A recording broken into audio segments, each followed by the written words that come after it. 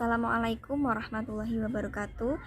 Perkenalkan, nama saya Kurniawati dari kelas TBI 3A dengan NIM 230302000012. Di sini saya akan menjelaskan tentang yang pertama, yaitu pengertian etika. Secara bahasa, kata etika lahir dari bahasa Yunani ethos yang artinya tampak dari suatu kebiasaan. Nah, dalam hal ini yang menjadi perspektif objeknya adalah perbuatan, sikap, atau tindakan manusia. Sedangkan pengertian etika secara umum adalah aturan, norma, kaidah, ataupun tata cara yang biasa digunakan sebagai pedoman atau asas suatu individu dalam melakukan perbuatan dan tingkah laku.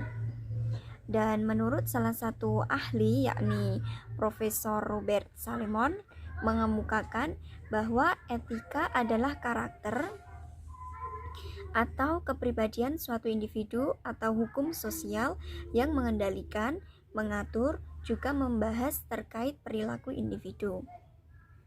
Kemudian yang kedua yaitu tentang etika Pancasila. Etika Pancasila adalah cabang filsafat yang dijabarkan dari sila-sila Pancasila untuk mengatur perilaku kehidupan bermasyarakat, berbangsa, dan bernegara di Indonesia. Oleh karena itu, dalam etika Pancasila terkandung nilai-nilai ketuhanan, kemanusiaan, persatuan, kerakyatan, dan keadilan. Lalu, mengapa etika Pancasila dianggap penting? Nah, pentingnya Pancasila sebagai sistem etika bagi bangsa Indonesia adalah menjadi rambu normatif untuk mengatur perilaku kehidupan bermasyarakat, berbangsa, dan bernegara di Indonesia. Dengan demikian, pelanggaran dalam kehidupan bernegara seperti korupsi atau penyalahgunaan kekuasaan dapat diminimalkan. Kemudian, bagaimana penerapan Pancasila sebagai sistem etika dalam kehidupan sehari-hari? Contoh penerapannya seperti mengakui persamaan hak, kewajiban, dan kedudukan semua orang itu sama di mata hukum, agama, sosial, dan lainnya. Kemudian selanjutnya yaitu Pancasila sebagai solusi problem bangsa atau dekadensi moral.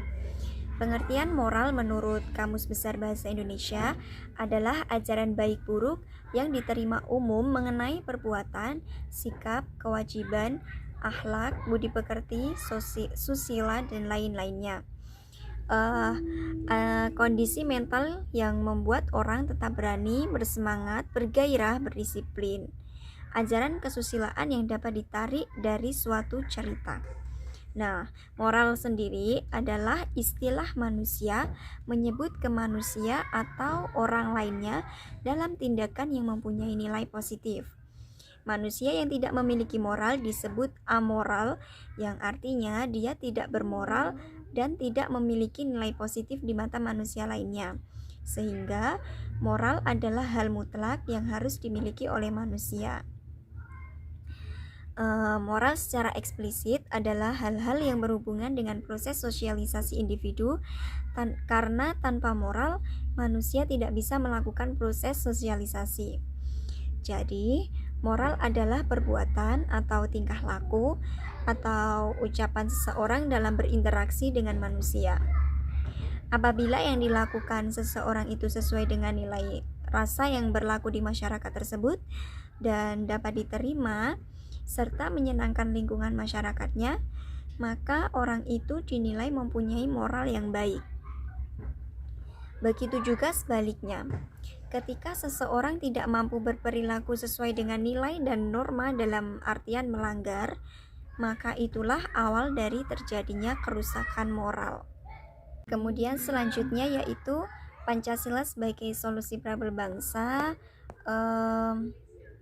dalam artian korupsi, yang di sini yang bagian korupsi.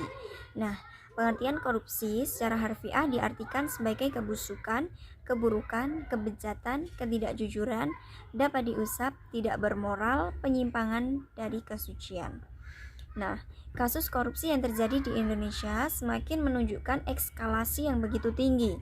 Oleh karenanya, penyelesaian korupsi harus diselesaikan melalui beragam cara seperti pendekatan eksternal dan internal.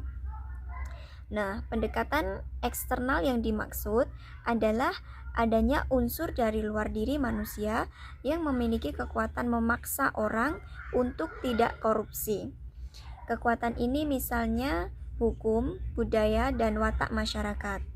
Dengan penegakan hukum yang kuat, baik dari aspek peraturan maupun aparat penegak hukum, akan meminimalisir terjadinya korupsi.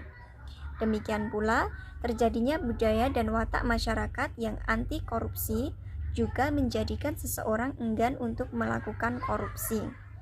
Adapun kekuatan internal adalah kekuatan yang muncul dari dalam individu dan dapat penguatan melalui pendidikan dan pembiasaan. Pendidikan yang kuat terutama dari keluarga sangat penting untuk menanamkan jiwa anti korupsi.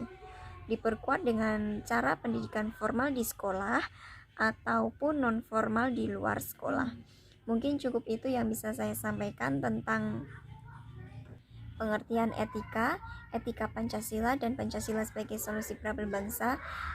Wassalamualaikum warahmatullahi wabarakatuh.